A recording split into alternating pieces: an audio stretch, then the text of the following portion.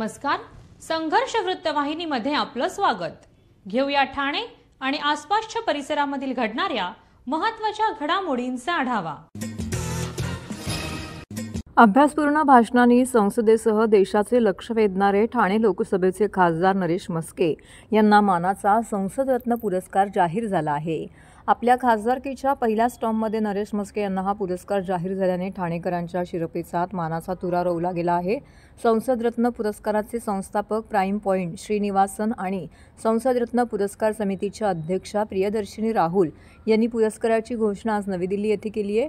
Doctor APJ Abdul Kalam यांच्या सूचनेनुसार 2010 मध्ये प्राईम पॉइंट फाउंडेशन आणि मॅगझिन प्रेसेस यांनी संसदरत्न पुरस्कारांची स्थापना केली। मे 2010 मध्ये चेन्नई येथे झालेल्या पहिल्या पुरस्कार सोहळ्याचे उद्घाटनही डॉक्टर कलाम यांनी केलं होतं। उल्लेखनीय म्हणजे हंसराज गंगाराम अहिर हे या पुरस्काराचे पहिले प्राप्तकर्ता होते। हा पुरस्कार नागरी समाजाच्या वतीने प्रदान करण्यात आला।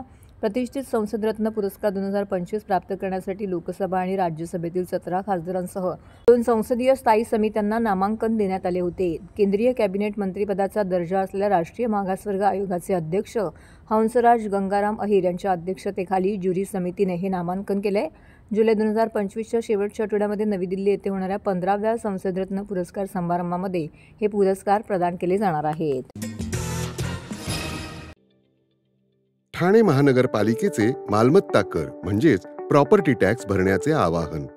सन 2022-23 या आर्थिक वर्षाचे मालमत्ता कराचे म्हणजेच प्रॉपर्टी टॅक्सचे बिल ठाणेकर करदात्यांना महापालिकेमार्फत आर्थिक वर्षाच्या सुरुवातीस म्हणजेच माहे एप्रिल 2022 मध्ये देण्यात आलेले आहे। तथापि अद्यापही काही करदात्यांनी मालमत्ता कर महापालिकेकडे जमा केलेला नाही। सध्या आर्थिक वर्षाचा अंतिम टप्पा सुरू झाला आहे। मालमत्ता कर वसुलीसाठी महापालिकेतर्फे कडक कारवाई हाती घेण्यात आली आहे। या अंतर्गत जंगम मालमत्ता, टीव्ही, फ्रीज, वाहन व इतर जप्त करणे तसेच स्थावर मालमत्ता वॉरंट बजावून जप्त करण्यात येत असून मालमत्तेचा जाहीर विक्रीद्वारे लिलाव करून कराची रक्कम वसूल करण्यात येत आहे।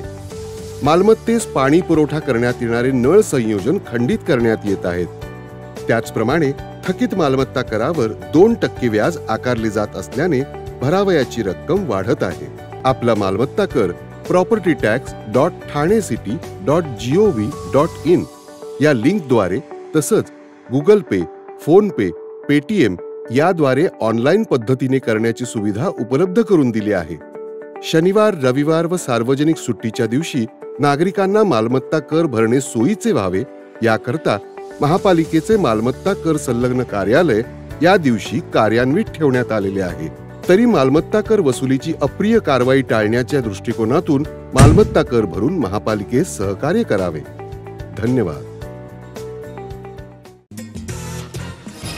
संजय गांधी राष्ट्रीय उद्यानाचा भाग असलेल्या व शांतता आणि पर्यावरणदृष्ट्या संवेदनशील क्षेत्र म्हणून घोषित करण्यात आलेल्या येऊर वन परिक्षेत्रामध्ये मोठ्या प्रमाणामध्ये अनधिकृत हॉटेल, रिसॉर्ट, टर्फ, बंगले, लग्नाचे लॉन असून येथे मोठ्या प्रमाणामध्ये रात्रभर पार्ट्या, डीजेचा मोठ्या प्रमाणामध्ये आवाज रात्रभर सुरू असतो। त्याचबरोबर दारू विक्रीही येथे मोठ्या प्रमाणामध्ये सुरू असते। त्यामुळे येथील राष्ट्रीय सुरक्षेच्या दृष्टीने असंवेदनशील असलेल्या हवाई दल स्टेशन व उपग्रह दळणवळण केंद्र यांना गंभीर धोका निर्माण झाला आहे।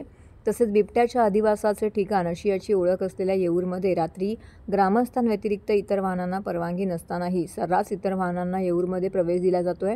वाहनांची रात्रभर ये जा तसेच अतिशय प्रखर स्वरूपाची रोषणाई व गोंगाटाचा त्रास यामुळे निशार प्राणी, पक्षी पूर्वीप्रमाणे गोंगाटाचा त्रास यामुळे प्राणी पक्षी पूर्वीप्रमाणे येऊरमध्ये दिसत नाहीत। तसेच हॉटेल टर्फच्या आतील भाग दिसू नये म्हणून उभारण्यात आलेले उंच संरक्षक भिंतीमुळे प्राण्यांचे वहिवाटीचे मार्ग बंद झाले आहेत। महापालिकेच्या मेहरबानीने अनधिकृत हॉटेल, बंगले यांना 24 तास पाणी पुरवठा होत असताना येथील आदिवासी बांधवांना मात्र पाणी टंचाईचा सामना करावा लागत असल्याचा आरोप ठाणे काँग्रेस अध्यक्ष विक्रांत चव्हाण यांनी केला आहे। काही दिवसांपूर्वीच येऊर परिसरामध्ये पार्टीसाठी गेलेल्या एका 25 वर्षीय तरुणीला जबरदस्तीने मद्य पाजून तिच्यावरती 2 जणांनी सामूहिक बलात्कार केल्याच्या घटनेमुळे नागरिकांमध्ये प्रचंड संताप आहे।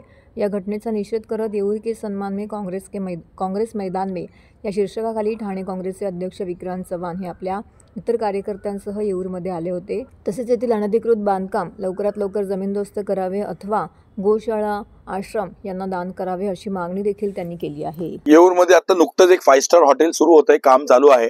कुठे आहे ते 5 स्टार हॉटेल? आता चालू आहे ते, तिथे जायचंय आपल्याला। हा 5 स्टार हॉटेल चालू होतं. या येऊरमध्ये असंख्य शेकडो बंगले, शेकडो क्लब्स, शेकडो मटक्याचे धंदे, शेकडो दारूचे धंदे, शेकडो लॉन्स याच्यामध्ये सगळे हे निर्माण झालेले आहेत. वैयक्तिक बंगले, हे बंगले 90% भाड्याने दिले जातात. राजरोजपणे इथे रेव पार्ट्या चालतात आणि मग पोरं पोरी यांच्यामुळे मग ही भानगडी होऊन रेप होतात.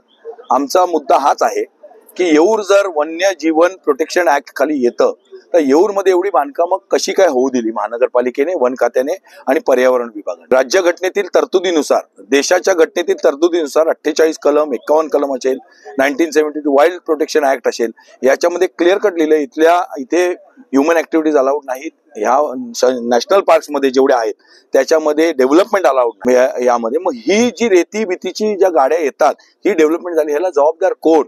ह्याला राज्य शासन जबाबदार आहे, इथले स्थानिक वन खात्यावाले जबाबदार आहेत, महानगरपालिका जबाबदार आहे, पोलीस जबाबदार आहेत, ही सगळी मंडळी. आणि हा संपूर्ण आता या घनकचऱ्याचा प्रश्न आहे, पाण्याचा प्रश्न आहे. मला सांगा इथना घनकचरा उचलला कसा जातो? ते पाणी जर महापालिका देत नाही तर पाणी कुठून येतो? एकीकडे महानगरपालिका क्षेत्रामध्ये जेन्युइन टॅक्स पेयर्सना टॅक्स भरावा लागतो, करोडो अब्जूचा टॅक्स भरावा लागतो. आणि इथे सुविधा, इथे बघा रस्ते बिस्ते सगळ्यांना करून दिलेले आहेत, पाणी दिलेलं आहे, लाईट दिलेलं आहे, MSCB वाले पण लाखो रुपयाचा भ्रष्टाचार आहे. सगळ्या लोकांचे बंगले आहेत, अधिकारी असतील, वकील असतील, डॉक्टर असतील, कलेक्टर, माजी कलेक्टर असतील, माजी पोलीस अधिकारी असतील, सगळे राजकीय नेते असतील, आमदार, मंत्री, माजी महापौर, सगळ्यांचे बंगले आहेत माझे सोडून. तर आमची काँग्रेसची आग्रही मागणी आहे, हे येऊर बंद झालं पाहिजे. मी भरपूर पत्रव्यवहार केलेला, नाही तर आम्ही PIL करणार आहोत जून महिन्यात, जनहित याचिका. पोलीस कमिशनर पार्टी, वन खात्याचे मिनिस्टर पार्टी, पर्यावरण एन्व्हायरमेंट मिनिस्ट्री पार्टी, महापालिका पार्टी, या सगळ्यांना आम्ही पार्टी करून हे सगळे बंगले अधिकृत असतील किंवा अनधिकृत इथे एंट्रीज बंद करा. ते बंगले तसे सडून जाऊ दे आणि या सगळ्या जमिनी आणि सगळे बंगले, ही सगळी बांधकामं सरकार जमा करा. ही आमची प्रमुख मागणी आहे. सरकारला जमा करून टाका ही बंगले, किंवा मग इथे एक मोठं हे काढा, काय बोलतात त्याला, गोरगरिबांना म्हणजे आश्रम बिश्रम असेल किंवा गोशाळा वगैरे ह्याच्यासाठी हे करा. सर्वोच्च न्यायालयाचा न्यायमूर्ती गणपतीला पंतप्रधानांना बोलवतो, तिथं काय उरलंय ती न्यायपालिका? ते सोडून द्या. आपल्या देशामध्ये न्यायपालिका वगैरे सगळी विकत घेतली मोदीने, आणि तुम्ही बघितलं, कळलं का? इकडे आणाभाका देतात माजी मुख्यमंत्री उपमुख्यमंत्री की मोदी सर्वश्रेष्ठ आहेत. ते तेच आहे, मिलीजुली आहे. याच्यातून हा पैसा कमवला जातो, इलेक्शन जिंकले जातात आणि देशोधडीला लावलेला आहे. त्यामुळे ही पुन्हा स्वातंत्र्याची लढाई आहे. काँग्रेस रस्त्यावर उतरले, ठिकठिकाणी काँग्रेस जाणार. हे जनता दरबार बिरबार घेत बसणार नाही. हीच खरी काळाची गरज आहे. ही जनता दरबार म्हणजे फार्स आहे. जनता दरबार आहे, अमुक आहे, तमुक आहे, फार्स. अशी जागोजागी जाऊन जर दाखवलं तुमच्या माध्यमातून तर हे वठणीवर येतील. धन्यवाद. ठाणे महानगरपालिका निवडणुका डोळ्यासमोर ठेवून आता सर्वच राजकीय पक्षांनी जनतेचे प्रश्न पालिका स्तरावरती सोडवण्यासाठी ठाणे महानगरपालिकेच्या धर्मवीर आनंद दिघे सभागृह येथे जनता दरबाराचं आयोजन केलं होतं. आज शरदचंद्र पवार पक्षाचे आमदार डॉक्टर जितेंद्र आव्हाड यांच्याकडून जनसंवादाचं आयोजन करण्यात आलं होतं. महापालिका मुख्यालयाच्या परिसरामध्ये जनतेचे प्रश्न सोडवण्यासाठी ते आले होते. सदर कार्यक्रमाला राष्ट्रवादी काँग्रेस शरदचंद्र पवार पक्षाचे ठाणे शहर जिल्हा अध्यक्ष सुहास देसाई, कार्याध्यक्ष प्रकाश पाटील, माजी विरोधी पक्षनेते शानू पठाण, इतर पदाधिकारी, कार्यकर्ते, ठाणेकर, नागरिक मोठ्या संख्येने उपस्थित होते. या जनता दरबारानंतर जितेंद्र आव्हाड यांनी पत्रकारांशी संवाद साधला आणि याबाबतची अधिक माहिती दिली. असं आहे की लोकांची निवेदनं येत आहेत, तुम्ही बघताय, गर्दी आहे आणि त्रस्त आहेत लोक, मनमानी कारभाराला त्रस्त आहेत. आता ह्या बाजूला आकाबाई बसले आहेत, ह्या गेल्या 60 वर्ष एका जागेवरती राहत आहेत. 60 वर्ष या दलित समाजाच्या आहेत, मागासवर्गीय आहेत. त्यांना हाताला धरून त्यांच्यावरती हल्ला करून त्यांना फुटपाथवर आणून सोडलं आहे. आता मला महानगरपालिकेच्या अधिकाऱ्यांना बी बोलवलेलं, ती जागा त्यांची आहे, त्यांची घर आकारणी देखील केलेली आहे. हा निकाल आहे, हा महानगरपालिकेच्या सहीचा निकाल आहे. पोलीस त्यांची बाजू ऐकून घ्यायला तयार नाही. म्हणजे पोलिसांच्या मदतीने जर अशी घरं खाली करण्याची आणि जागा ताब्यात घेण्याची जर कामं होणार असतील तर लोकांनी जायचं कोणाकडे? म्हणजे कायदा आणि सुव्यवस्था राखणारी यंत्रणा जर कायदा आणि सुव्यवस्था मोडण्यासाठी मदत करत असेल तर लोकांनी काय करायचं? आणि हा प्रकार अतिशय मोक्याची जागा ही आहे. या बाईंची जागा, तुम्ही वाटल्यास पत्रकारांना माझं विनंती आहे की त्यांच्याबरोबर जा, कागदपत्र त्यांची आहेत, घर त्यांचं आहे, घर तिथे राहतात. एक दलित समाजाच्या स्त्रीवरती हल्ला होतो, पोलीस नोंद घेत नाहीत. ही क्लिअर कस किचकट केस आहे अट्रॉसिटीची, आणि कायदा हातात घेणाऱ्यांवर अट्रॉसिटी दाखल होते आणि कायद्याची बूज न राखणाऱ्यांवर पण अट्रॉसिटी दाखल होते. म्हणजे जे पोलीस यांना सहकार्य करत नाहीत त्यांच्यावरही अट्रॉसिटी दाखल होते. माझी गृहमंत्र्यांना विनंती आहे की अशा म्हाताऱ्या कोताऱ्या बायकांवर जर आपल्या राज्यामध्ये हल्ले होणार असतील तर पुरोगामी महाराष्ट्र, शिव फुले शाहू आंबेडकरांचा महाराष्ट्र कुठे आहे? तो महाराष्ट्र हा शोधावा गेला होता. आणि हे प्रकार ठाण्यामध्ये वाढीला लागले. जमीन बळकावण्याचे, येऊरमध्ये आदिवासींच्या जमिनी बळकावल्या जात आहेत, काही कारवाई नाही. म्हणजे असं जर होणार असेल आणि पोलीस शांतपणाने बसून जर फक्त डोळ्यावरती गॉगल लावून फिरणार असतील, गॉगलमधनं दिसतं पण ह्यांच्या गॉगलमधनं ह्यांना काय दिसतं ते आम्हाला कळत नाही आहे. आणि हा आम्ही आरोप नाही करत आहे. ते बाई आज सकाळी जनता दरबारात आल्या, ह्याच्या आधीच मला त्या भेटून गेल्या होत्या. पण जर न्यायच मिळत नसेल तर आम्हाला उद्या जाऊन जमिनीवर जाऊन त्यांना ताबा द्यावा लागेल. तिथे आदिल पठाण नावाचा गुंड ताब्यात घरून बसला आहे, तिथे त्याची गुंड बसलेले आहेत.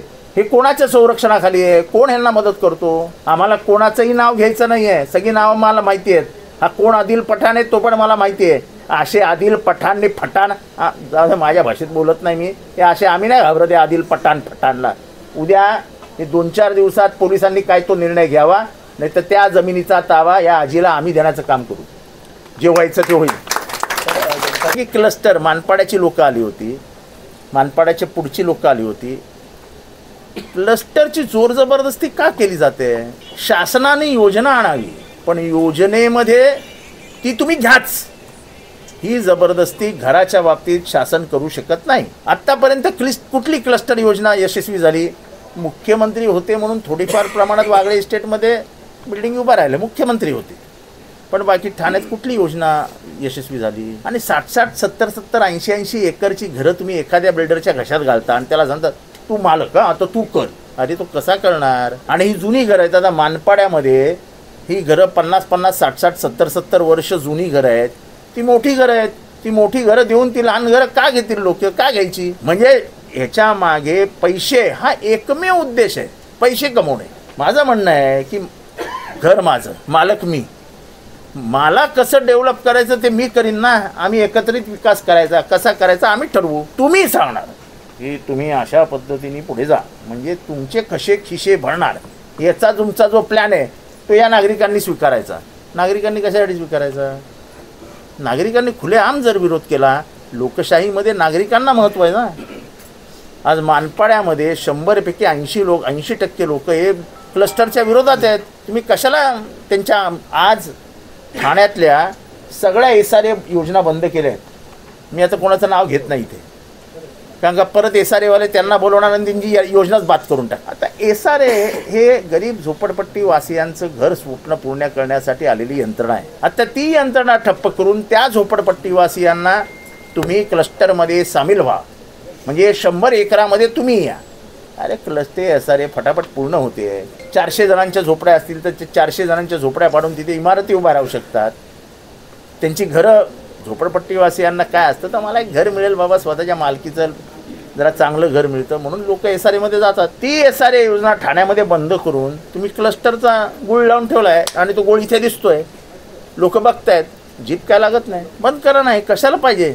आणि शासन बांधेल. अरे शासनाचं काम आहे का? तुमच्याकडे शासन चालवण्यासाठी पैसे नाहीत. त्या लाडक्या बहिणीला आश्वासन देऊन तुमच्याकडे पैसे नाहीत तर त्या लाडक्या बहिणीला देण्यासाठी कुठली घरं बांधणार आहात तुम्ही? कशाला खोटं नाटं लोट जनतेला सांगता? सरकार म्हणून सरकार चालवा ना, हे नको ते धंदे करता कशाला?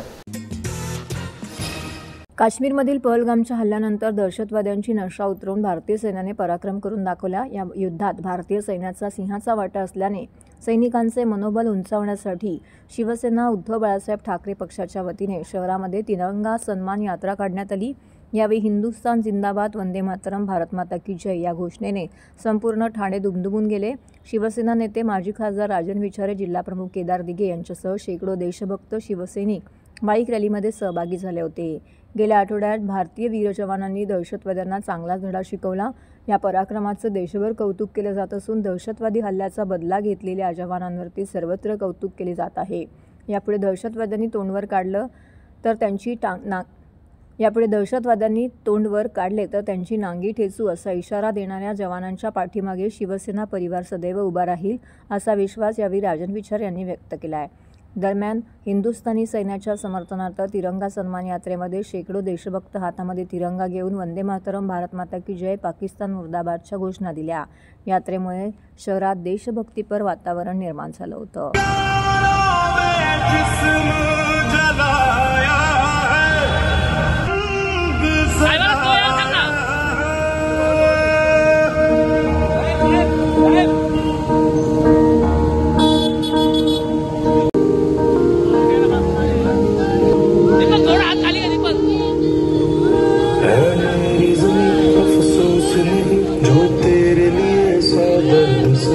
महफूज रहे तेरी आन सदा चल जाऊं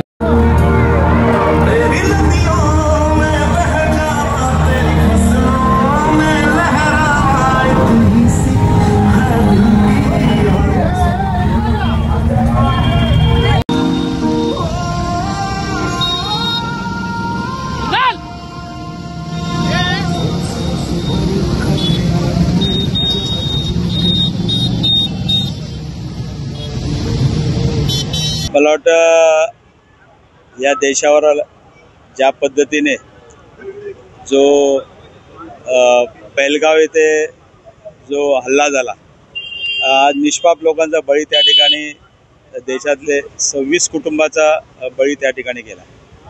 आणि तुम्ही बघितलं असेल त्याच्या अगोदर त्या ठिकाणी 40 जवान शहीद झाले. आणि असे दररोज आपले वीर जवान त्या ठिकाणी वीरगती प्राप्त त्या ठिकाणी झालेले, शहीद झालेले आहेत. अशा पद्धतीने पाकिस्तानने ज्या पद्धतीने या हिंदुस्थानावरती हल्ला केला आणि आपल्या वीर जवानांनी तो हल्ला परतून लावला, त्या तिन्ही दलाचं त्यांना खऱ्या अर्थाने तुम्ही जर बघितलं असेल, या देशाचं आर्मी असेल, एअरफोर्स असेल, त्याचबरोबर नेव्ही असेल, या तिन्ही दलाच्या जवानांनी त्याला चोख उत्तर दिलं. आणि कशा पद्धतीने हे केलं ते आपल्या सर्वांच्या समोर आहेच. आणि खऱ्या अर्थाने या वीरगती प्राप्त झाले, जे जवान शहीद झाले, आज आपल्या ठाणे जिल्ह्यातले 3 कुटुंब आज या ठिकाणी त्या ठिकाणी शहीद झालेले आहेत. अशा पद्धतीने महाराष्ट्रातले जवळजवळ 6 कुटुंब त्या ठिकाणी हे झालेले आहेत. आणि अशा परिस्थितीमध्ये 26 लोकांचं जे बलिदान त्या ठिकाणी झालेलं आहे. आणि म्हणून या सैन्याचं मनोबल हे करण्यासाठी, त्यांच्या पाठीशी राहण्यासाठी आज ही जी आपण ही बाईक रॅली या ठिकाणी करतोय. त्याचबरोबर शहीद उद्यानामध्ये या सर्व वीर जवानांना, या शहीदांना त्या श्रद्धांजली सुद्धा या ठिकाणी वाहण्यात येणार आहे. आणि म्हणून या ठिकाणी आज ठाण्यातील हजारो शिवसैनिक या ठिकाणी सामील झालेले आहेत. मला वाटतं पाकिस्तान सरकार, आज तुम्ही बघितलं पाकिस्तानची अवस्था काय झालेली आहे. आज तुम्ही बघितलं असेल तिकडे खाण्याचे वांदे आहेत. आणि अशा परिस्थितीमध्ये अशा बलाढ्य अशा हिंदुस्थानावरती गेले कित्येक वर्षापासून त्यांचा चोरी छुपे त्या ठिकाणी हे करतायत, अतिरेकी त्या ठिकाणी करतायत. आणि त्याला चोख उत्तर आपल्या तिन्ही सैन्य दलाने केलेले आहेत. आर्मीचे जवान असतील, आर्मी चीफ असतील, त्याचबरोबर नेव्ही चीफ असतील, त्याचबरोबर त्या ठिकाणी आर्मीचे जवान असतील. अशा पद्धतीने या तिन्ही दलाच्या जवानांनी त्या ठिकाणी चोख उत्तर या ठिकाणी दिलेलं आहे. आणि त्या जवानांचं मनोबल हे करण्यासाठी या ठिकाणी आम्ही ही रॅली आपण काढतोय. मला वाटतं आपल्याला आपलं जे या देशातलं सर्वोच्च असं आपलं तिन्ही दल आहे.